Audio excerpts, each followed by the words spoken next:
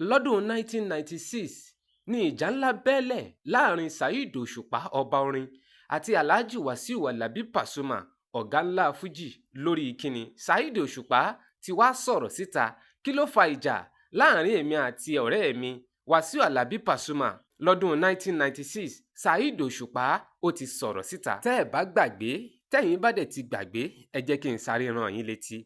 Lọ́dún 1996 ní rògbòdìyàn ńlá kan bẹ́lẹ̀ láàrin àgbà òǹkọrin Fuji méjì Wasiu Alabi Pasuma ọ̀gá ńlá gbogbo àwọn onífújì àti King Dr. Saheed Osupa lórí wípé ó jọba kò jọba, ó jọ̀túnba kò jọ̀túnba. Kó tó di wípé Saheed Osupa àtàlájì Wasiu Alabi Pasuma parí ìjà yìí lọ́dún tó kọjá lọ́dún 2023. Ìjà náà le ó sì lágbára gan ni, ṣùgbọ́n kí ló fàjà nígbà náà? Alhaji King Dr. Saheed Osupa ó ti sọ ohun tó fàjà gan-an ní pàtó nígbà yẹn tí gbogbo wa ò mọ̀. Ó yá ẹ jẹ́ ká jọ gbọ́. Dr. Sikiru ní barrister ọmọ ẹni wọ́n ṣe bàbá ẹni fẹ́ dá ajá alẹ́ lára méjèèjì lórí sọ pé ìwọ king of music, His Majesty King Wasiu Ayinde is a king of Fuji music. So bàbá òfin dájà alẹ́ ni bàbá yìí sọ bẹ́ẹ̀ pé bàbá ṣáà tó pé oníkàkú ló nípa tó ń kó láti lè gbé Fuji yìí ga. So báwọn èèyàn ṣe wá present kìíní yẹn fún Alhaji Wasiu Ayinde bóyá wọ́n misunderstand ẹni omi kò yé mi.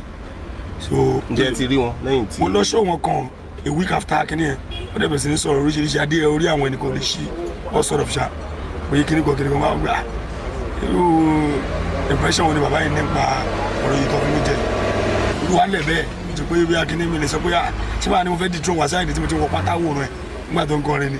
ṣé ẹ lọ kí wọn bàtẹ dé. mo lọ kí wọn mo náwó náà wọn bú mi lọ́nìí sí mi dẹ́kun lórí stage so nǹkan tó ṣẹlẹ̀ nìyẹn.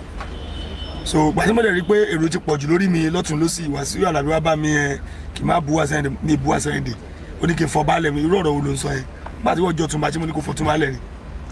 báwo ni ọ̀nà ṣe máa sọ pé àwọn appreciate nǹkan tí mò ń ṣe tó wá fún mi ní nǹkan kan tí wọ́n á ní kí n jùlẹ̀ kí ló ń sọ yẹn kò sọ̀rọ̀ ní ọ̀rọ̀ tó ń sọ náà. So mo yẹ pé lọ ń bá àwọn yòókù lọ kò náà pẹ̀lú wọn bẹ̀ sí ní sọ oríṣiríṣi ọ̀rọ̀ wọn bẹ̀ sí bú mi.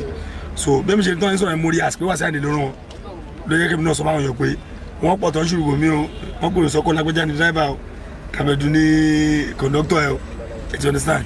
Tẹ́ ẹ bá fẹ́ máa jẹ̀gbádùn bó ṣe ń lọ láàrin àwọn celebrities àtàwọn òṣèré àti bó ṣe ń lọ káàkiri agbègbè wa, ẹ má gbàgbé láti tẹ subscribe button kí ẹ dẹ̀ like fídíò yìí.